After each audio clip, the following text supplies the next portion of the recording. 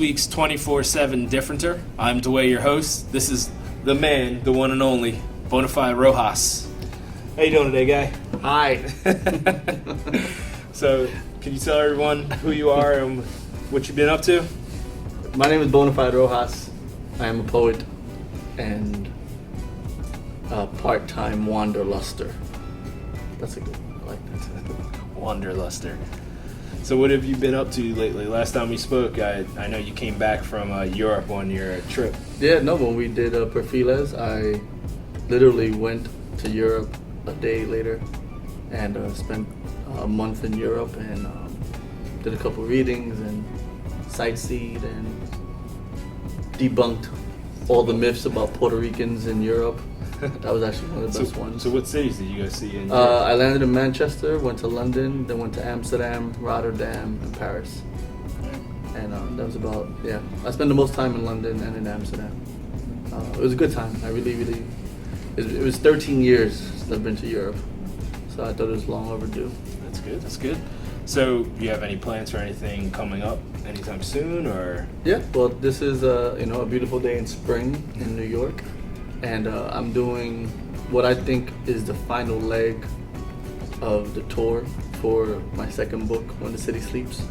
And I'm doing a Midwest tour, going into Chicago, which, I started in New York, but I did a lot of time in the Midwest in Chicago.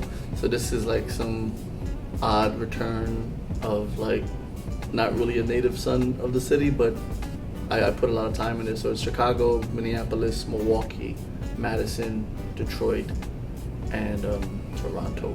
Toronto, all right. Even though Toronto's not really Midwest, but it's west of here. West of here.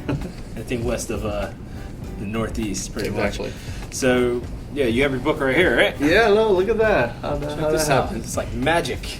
It just magically appeared. So, over your tours and everything, traveling, what is your take on the importance of diversity? Perspective.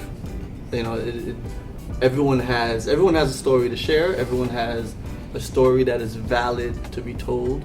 If there was no diversity in the things that we do, then it would be very lackluster, and we would all say the same thing, and we would all eat the same food, and it's. This is the United States. You would think that we would be the shining symbol of diversity instead of the current events that goes on in the country. It's always really odd, especially in certain cities. We won't have to name them, even though they're in the southwest part of the country. Yeah. Like it's kind of mind-boggling, the things that happen for whatever reason, and you're trying to negate the last 400 years of integration. Just think about if Native Americans, and I'm not talking about like American Indians, I'm talking about like the very first 2 or 3 generations of people that came over and assimilated themselves into American culture, even though in the 1800s there was none. It was still, you were Scottish, you were Irish, you were Italian, you were German. That's what it was. American concepts didn't really come into post 1900s. But picture if the Great Potato Famine of the 1800s didn't force Irish people to leave Ireland to come to the States. Picture what kind of different New York we would have in that sense. Picture the kind of architecture that wouldn't have taken place in New York, and how just the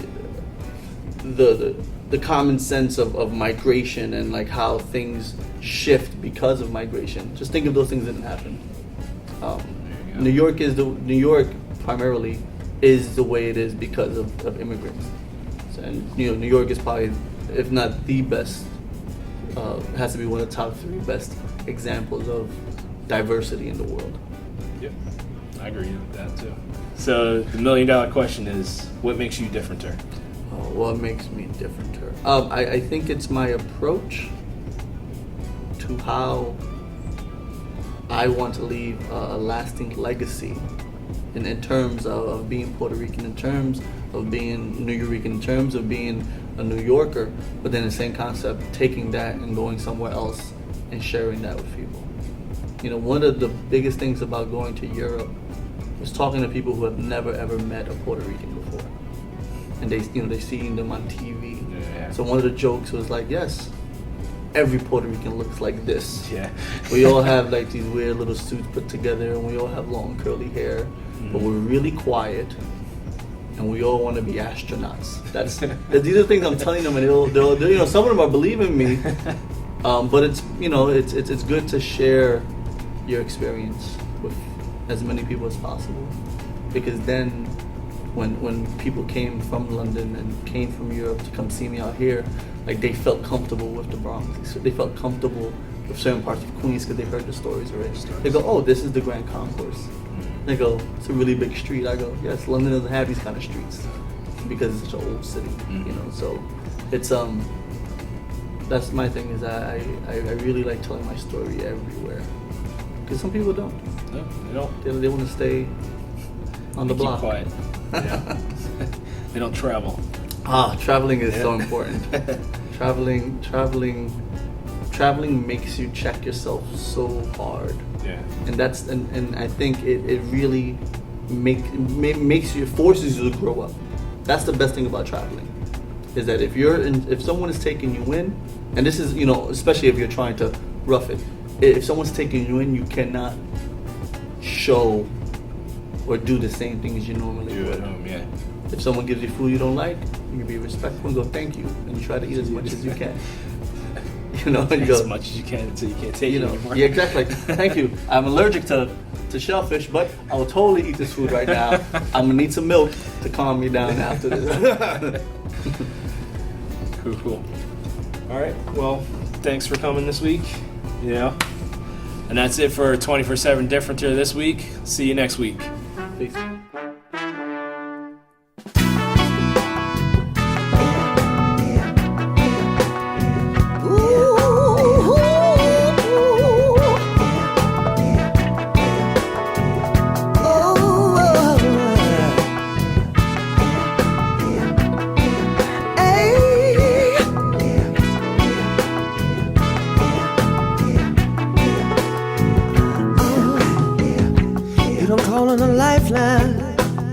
Found something else to it into.